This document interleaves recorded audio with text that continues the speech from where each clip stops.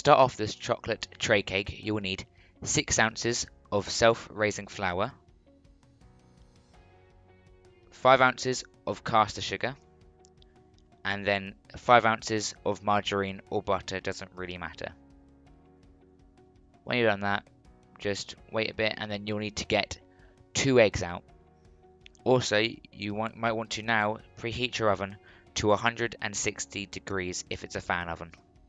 When you get your 2 eggs, crack them in the bowl and just, crack them. Put them in with the mixture, don't need to beat them or anything before, just the egg and the yolk. I mean the white and the yolk.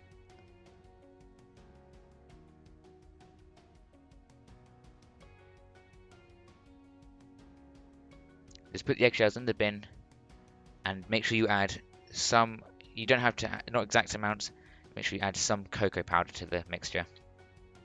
You can use hot chocolate mix, it doesn't matter that much as long as it has got chocolate in it. Okay, then you need to whisk your mixture until it is smooth and creamy with a light chocolate colour.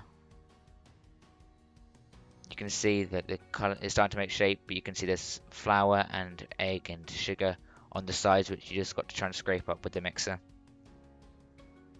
I don't recommend doing this with a hand whisk, it will just take a lot longer and it's just an effort. When you've done that, make sure you unplug it from the wall and take off the socket so you can go clean them. Okay, you'll then need a baking tray and some parchment paper to line it with.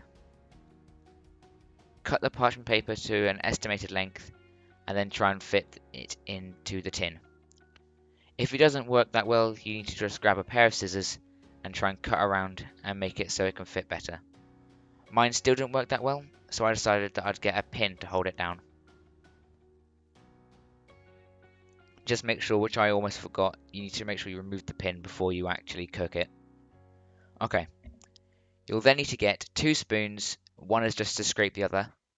Then try and get dollops of the mixture into the thing.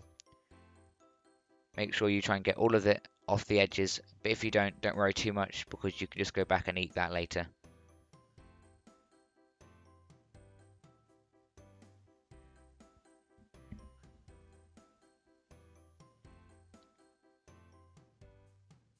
Just try not to waste too much mixture while you're doing this.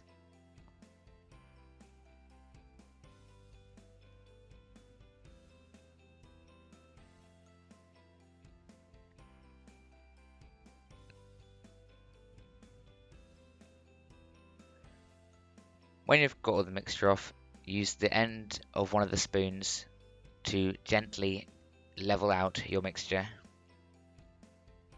You can just shake it a bit if you want, just to try and start it off, but you really need to use a spoon to get in all the nooks and crannies.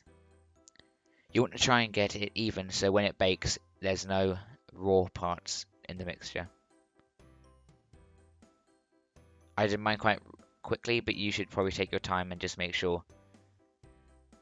When you've done that, you then need to put it in the oven for 20 minutes to 25 minutes. It really depends on what yours is like. When it's done, it should be light and spongy, and by pressing your finger into it, it should bounce back.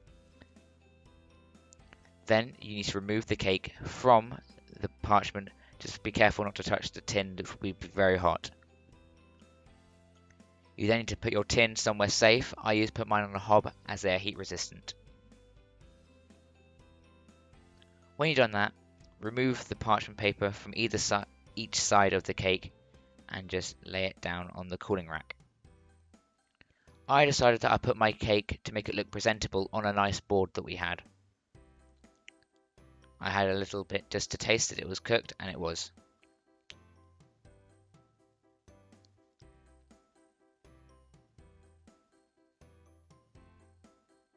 I found that the best way to get the cake off this was to use the board and then flip the cake over. You can then just gently remove the cling film, the parchment, sorry, and there you have it. When I made this cake, I decided to use maple syrup to coat it as a nice topping